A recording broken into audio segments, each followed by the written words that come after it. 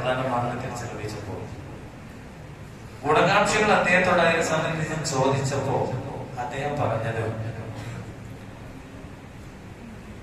എന്റെ മുതലൊക്കെ ഞാൻ എനിക്ക് വേണ്ടി ആക്കി, മക്കൾക്ക് ഞാൻ അമ്പാനെ ആക്കി, മക്കൾക്ക് ഞാൻ മുതലൊക്കെ ഉണ്ടാക്കി ഉണ്ടാക്കി, ഞാൻ എനിക്ക് അദ്ദേഹത്തിൽ തന്ന മുതലൊക്കെ എനിക്ക് വേണ്ടി ഞാൻ മുതിച്ചു, മക്കൾക്ക് ആ മുതലൊക്കെ എനിക്ക് തന്ന അമ്പാനെ ഞാൻ ആക്കി.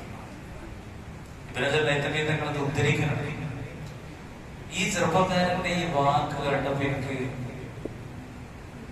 ഇബ്നുൽ തങ്ങൾ ഉദ്ധരിച്ച മഹാനാണ് ഓർമ്മയാകും. ഇവിടെ ഇങ്ങനെ ഒരു സ്ഥാപനം മഹലിന്റെ കീഴിൽ 100-300 വിദ്യാർത്ഥികൾ പഠിക്കുന്നതും വലിയ പ്രസിദ്ധമായ ദാറുൽ ഹുദയുടെ ഒരു സഹസ്ഥാപനമാണ്. ഇതിന്റെ പിന്നിലും അങ്ങനെ ഒരുപാട് ആളുകളുടെ പ്രയത്നങ്ങളും പരിശ്രമങ്ങളും ഒക്കെ ഉണ്ടാവും എന്നുള്ളത് ഉറപ്പാണ്. ഈ സ്ഥാപനം ഇവിടെ നിലനിൽക്കുന്ന കാലത്തോളം ഇത് ഈ നാട്ടിന്റെ ദീനീബോധത്തിന്റെ ഒരു അടയാളമാണ്.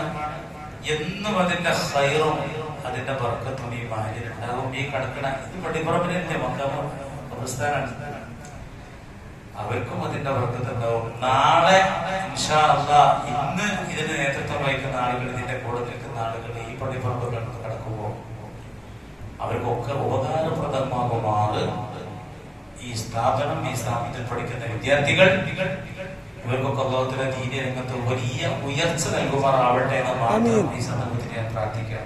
ഞാൻ നീണ്ടൊരു പ്രസംഗത്തിനൊന്നും ഉദ്ദേശിക്കുന്നില്ല. ഞാനിന്ന് നിൽക്കണ മകനിൽ ഒരു മരണമൊക്കെ ഉണ്ടായി. 5:30 മയത്തുമായി ആ 5 കഴിഞ്ഞ് പോന്നിട്ടുണ്ടായ ബ്ലോക്കും കട്ടകാലൊക്കെ പറഞ്ഞ തീരുക. ഞാൻ 5:30 വീട്ടിൽ നിന്ന് ഇങ്ങോട്ട് ഇറങ്ങണം നേരത്തെയാണ് വാരിപാപ്പത്തിലൂടെ തങ്ങണം. അപ്പൊ അങ്ങനെ നീണ്ടു പോയി. അതുകൊണ്ട് നീട്ടുന്നില്ല എന്നാണ് ഞാൻ പറയുന്നത്.